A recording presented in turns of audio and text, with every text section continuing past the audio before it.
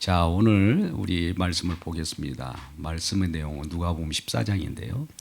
두 이야기, 두 레레티브로 되어 있습니다. 첫 번째 얘기는 오늘 7절 말씀 첫 구절을 보니까 어떤 자들이 청함을 받았어요.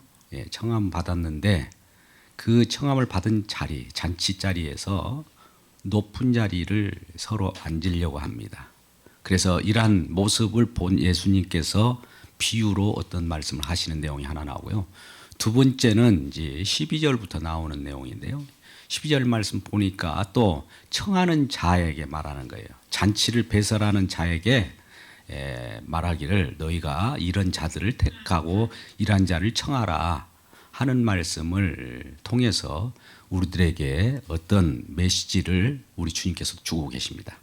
그 당시에 그 얘기를 듣는 자들이 누구겠어요?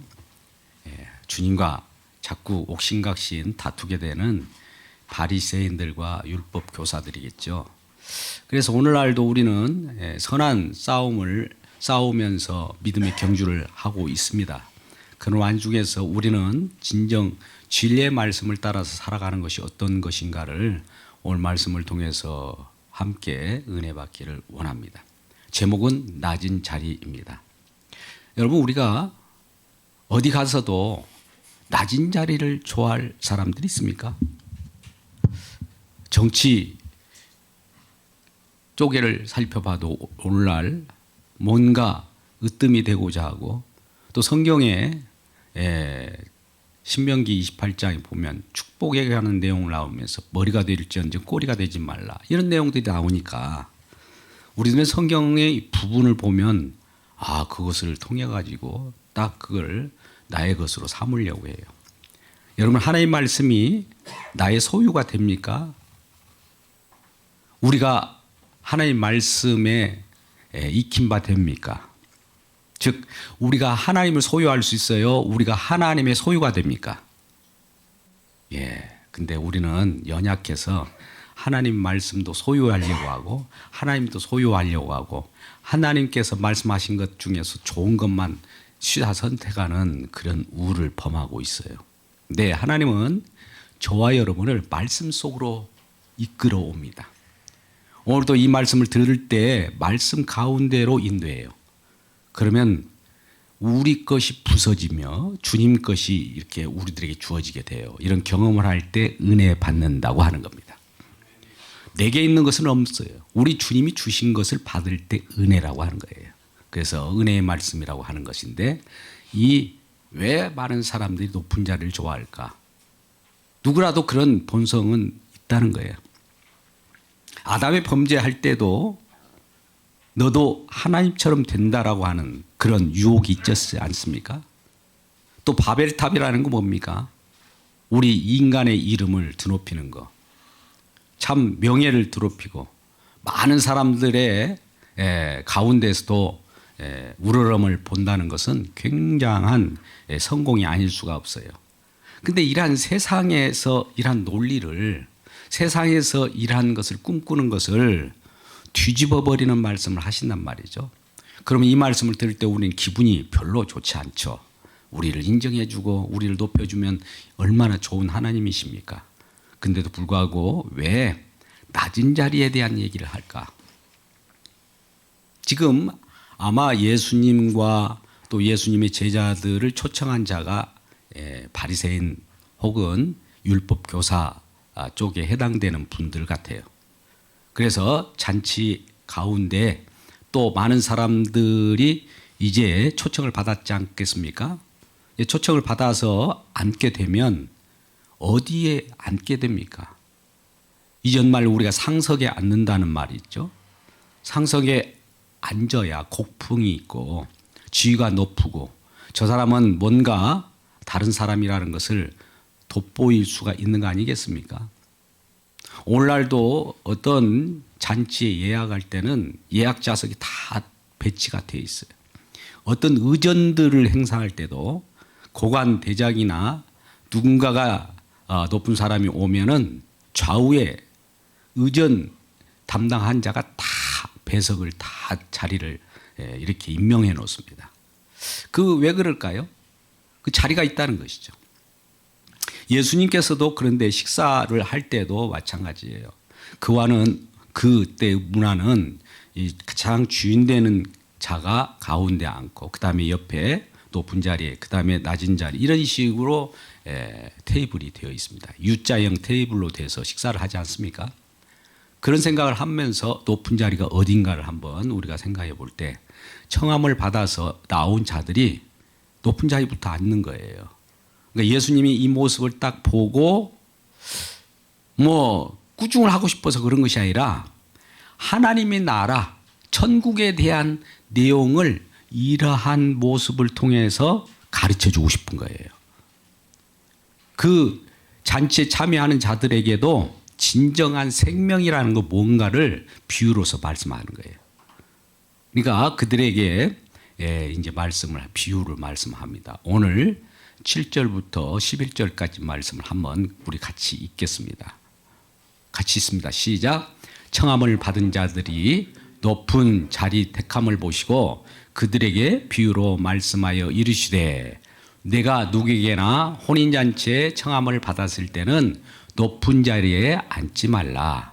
그렇지 않으면 너보다 더 높은 사람이 청함을 받은 경우에 너와 그를 청한 자가 와서 너더러 이 사람에게 자리를 내주라 하리니 그때에 내가 부끄러워 끝자리로 가게 되리라 하면서 그 설명을 합니다.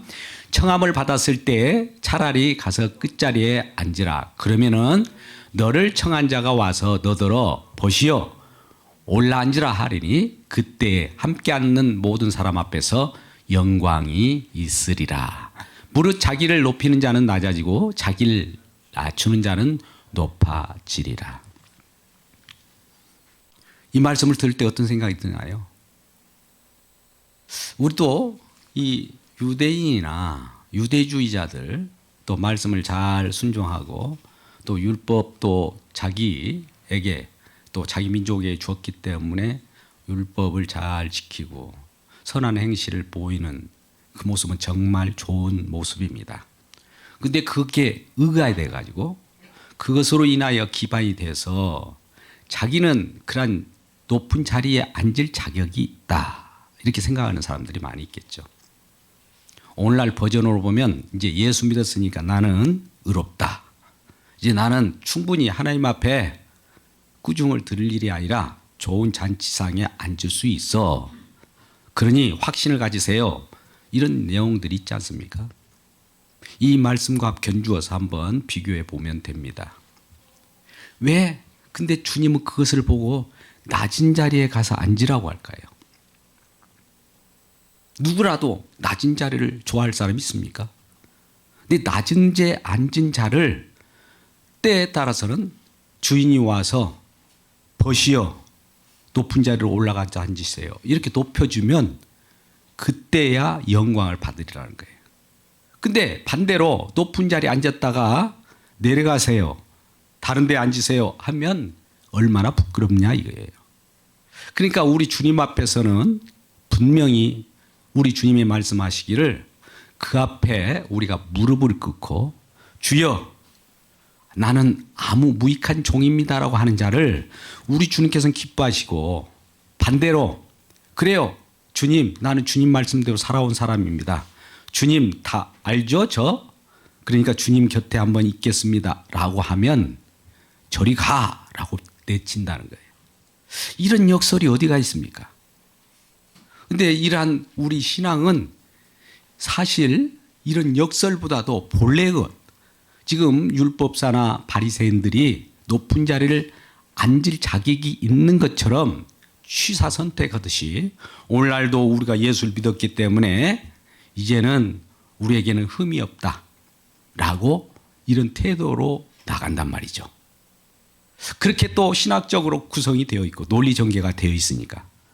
근데 성경 말씀은 오늘 예수님께서 그런 말씀을 통해서 무엇을 말씀하시고자 하느냐? 천국 백성은 잔치에 참여하는 자는 누구를 높여야 됩니까? 잔치를 배설한 자.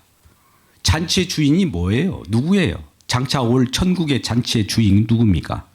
신랑 되신 예수님이에요. 마태복음에는 혼인잔치라고 그래요. 오늘 누가복음, 오늘 내러티브 두 가지가 있는데 그 뒤에 나오면은 15절부터는 큰 잔치예요. 큰 잔치라고 표현해요. 그러면 그 잔치에 들어가서 누구를 드높여야 됩니까? 내가 앉을 자격이 있어 라고 하면서 자기가 자기 영광을 받기 위해서 그 자리에 앉게 되면 영광 받는 자가 영광을 받지 못하는 거예요. 우리는 이 세상을 창조하신 분이 누구예요? 창조주이신 그리스도입니다. 그러면 저와 여러분을 택해서 구원하셨어요. 생명을 주셨어요. 우리 구원주 되신 분이 누구예요? 그리스도. 창조주이자 구원주는 우리 예수 그리스도예요.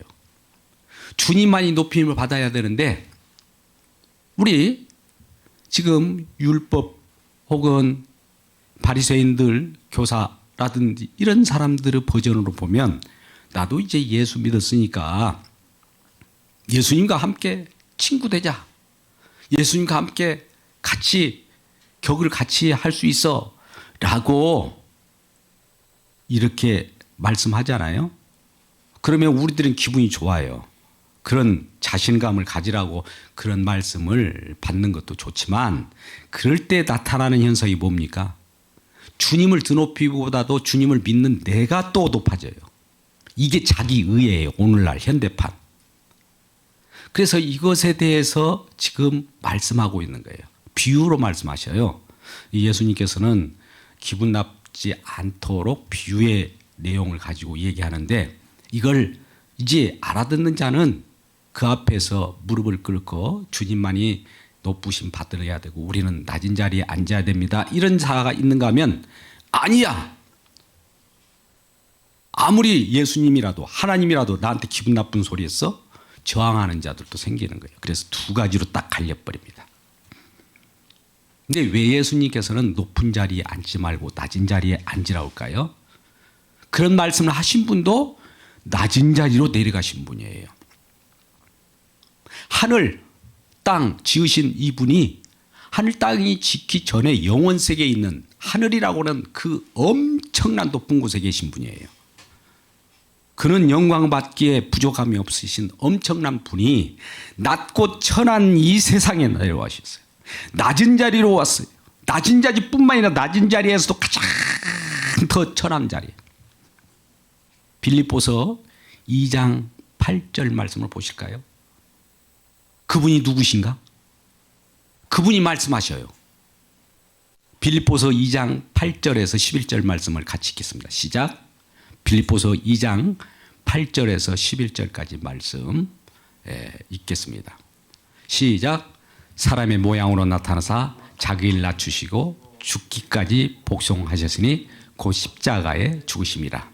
이러므로 하나님이 그를 지극히 높여 모든 이름 위에 뛰어난 이름을 주사 하늘에 있는 자들과 땅에 있는 자들과 땅 아래에 있는 자들로 모든 무릎을 예수의 이름에 꿇게 하시고 모든 입으로 예수 그리스도를 주라 시인하여 하나님 아버지께 영광을 돌리게 하셨느니라.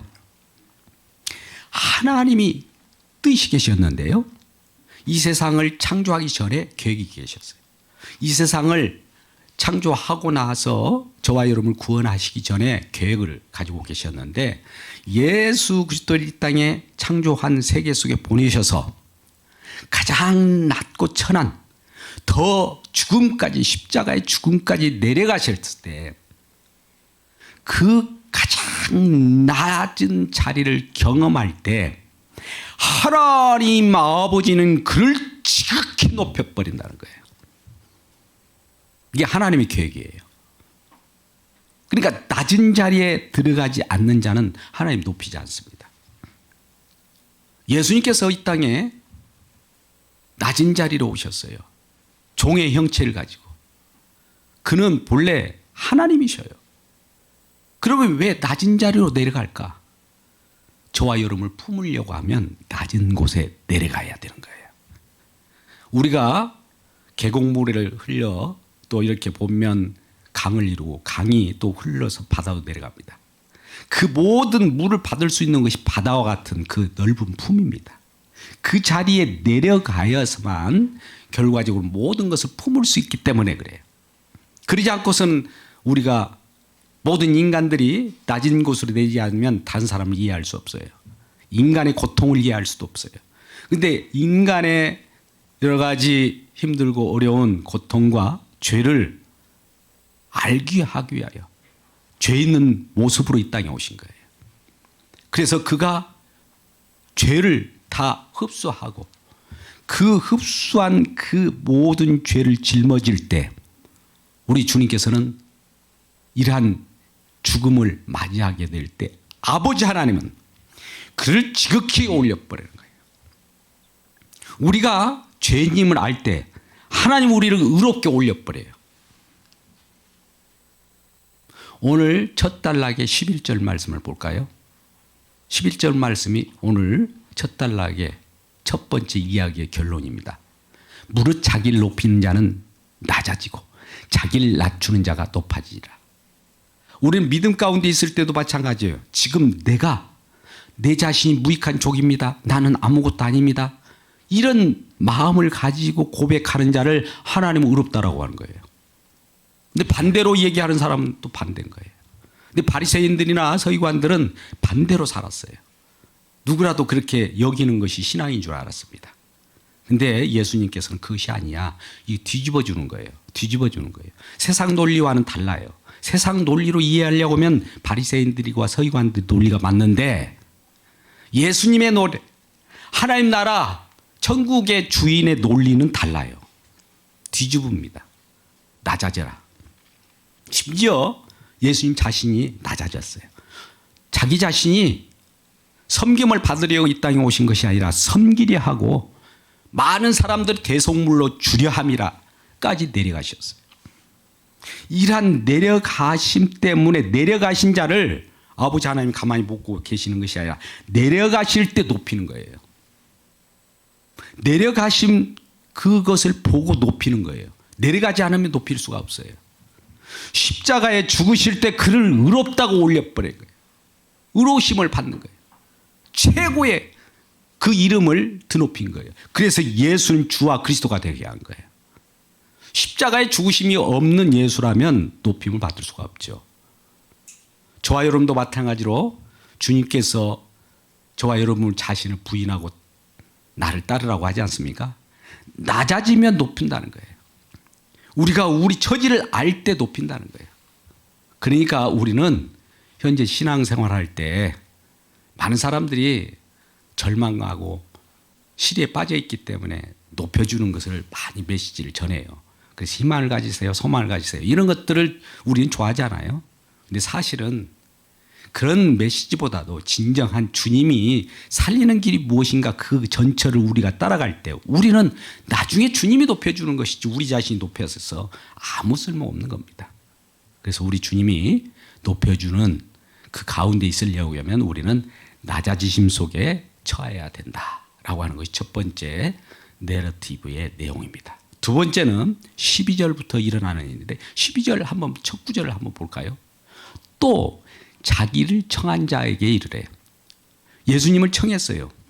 청한 자에게 초청했어요. 잔치장에 초청했는데 그에게 나를 초청했지 내가 너에게 이렇게 일러줄게 하면서 말씀하시는 것이 내가 점심이나 저녁을 주변 사람들이 초청할 때 이렇게 하라는 거예요. 어떤 사람들을 택하라고 그래요? 벗이나 형제나 친척이나 부유한 사람을 택하지 말고 어떤 사람을 택하라고 그래요? 어떤 사람? 가난한 자, 저는 자, 맹인, 힘든 자, 기진맥진한 자를 초청하라는 거예요. 왜 그렇게 하느냐? 잔치를 베풀거는 차라리 가난한 자들과 이런 자를 초청하라고 하는 이유를 봤더니 그들이 와서 그 잔치를 배설한 자들에게 즉 잔치를 베푼 자를 높이기 때문에 그래요. 그런데 잔치에 참여한 자들이 친구나 벗이나 부유한 자가 잔치에 참여한다면 나중에 내가 받았으니 내가 또 갚으려고 해요. 기브앤테이크 문화 있지 않습니까? 내가 누구한테 도움을 받았으면 그래 나도 거기에 가서 또 품을 또 갚아야 되는 그런 것이 세상 논리잖아요. 근데 그러면 우리가 보세요. 저는 자, 가난한 자, 맹인, 그 기진맥진한 자를 초청해서 잔치를 벌이면 우리는 어떤 생각이 됩니까? 어떤 우리 생일 잔치에 아주 지나가는 저는 자, 노숙자, 냄새난 자를 초청해가지고 잔치를 거나하게 베풀면은 주변 사람들이 뭐라 할까요? 손가락질 할 거 아닙니까? 그죠? 그런 잔치를 누가 그렇게 배설할까요? 한번 생각해 보세요. 하나님께서는 자격 없는 저와 여러분을 천국잔치에 초청했단 말입니다. 천국잔치에 우리가 들어갈 자격이 있습니까? 냄새나고 죄 많고 서로 경쟁하는 이런 자들인데 그리하여 저는 자이고 세상 속에서 왕따 당하고 눈도 어두워서 보지 못하는 그런 자인데 초청이 되어 왔어요. 이런 초청되어 온 저는 자, 맹인, 볼품없는 자가 초청이 됐다면 어떤 마음을 가질까요? 나는 자격이 없는데 어떻게 내가 이 천직잔치, 내가 어떻게 천국잔치에 들어올 수 있는가? 내가 이런 어떤 큰 잔치에 들어올 수 없는 자격이 없음에도 불구하고 내가 어떻게 들어왔지? 들여 보낸 사람이 공로를 찬양하지 않겠습니까? 근데 나는 들어올 수 있어. 자격이 충분해. 또 예수님은 내 친구야. 나는 지금 예수 믿고 의로워졌어. 충분히 천국 갈 수 있어 라고 생각하면 이런 자들은 초청하지 말라는 거예요. 역설이 이런 정설이 어디가 있습니까? 그러니까 주님 앞에 나오는 그 저와 여러분이 지금 찬양 받으실 분은 누구예요? 주 예수 그리스도. 주 예수 그리스도를 가장 찬양할 수 있는 자들이 누구냐? 주님 앞에 나올 수 없는 아주 초라하고 자격이 정말 없고 무익하게 그지없다라고 생각하는 마음 심령이 그런 가란 자들이 진정한 천국 백성이라는 거예요. 말씀을 들을 때 이런 영의 양식을 먹을 때 먹으려고 할 때 이런 마음을 가지고 있느냐 이거예요. 그 마음을 가졌다면 천국 백성입니다. 근데 반대로 나는 먹을 수 있지. 예수님 나를 친구라고 했어. 예수님이 나를 벗이라고 했어. 예수님이 나를 친척이라고 했어. 그러니까 당연해 이제 이렇게 나서는 자는 우리가 논리적으로 보면 예수 믿는 사람을 의롭다라고 생각할지 모르지만 성령께서는 그러한 심령을 주는 것이 아니라 우리에게 상한 마음을 줘요. 나는 자격 없습니다. 나는 여기 천국에 들어올 자격도 없는데 내 능력도 없고 그러니 누구의 은혜에 의해서 내가 왔느냐 이거예요. 그러니까 내 자신의 자격을 가지고 논하는 것이 아니라 들여보낸 자, 천국잔치를 들여보내는 자의 공로만 높이지 않겠느냐 이 말이에요. 이가 진정한 천국 백성이라는 겁니다. 그래서 그 자리에 가는 자가 낮은 마음이에요. 천국에 갈 때 천국 자리에 믿음으로 그 믿음도 내 믿음으로 못 갑니다. 주님이 주셔요. 은혜로 주신 믿음을 가지고 그 믿음 속에는 뭐가 들어있느냐?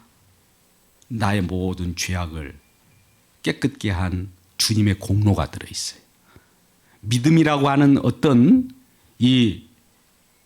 그것을 깨뜨렸다고 봅시다. 그 속에 보니까 주님의 행함만 오롯이 들어있는 거예요. 나의 행하면 들어갈 여지가 없는 거예요. 그래서 그 속에 들어갈 자 아닙니다. 나는 정말 천국하고는 관계없는 자인데 이렇게 생각하는 자들이 오히려 주님께서는 그래서 내가 내 공로로 너를 집어넣는 거야. 너는 나를 드높이려 하고 내가 너를 집어넣는 거지 라고 하면서 저와 여러분을 들여놓게 되는 겁니다. 자, 오늘 말씀의 마지막 결론을 냅니다.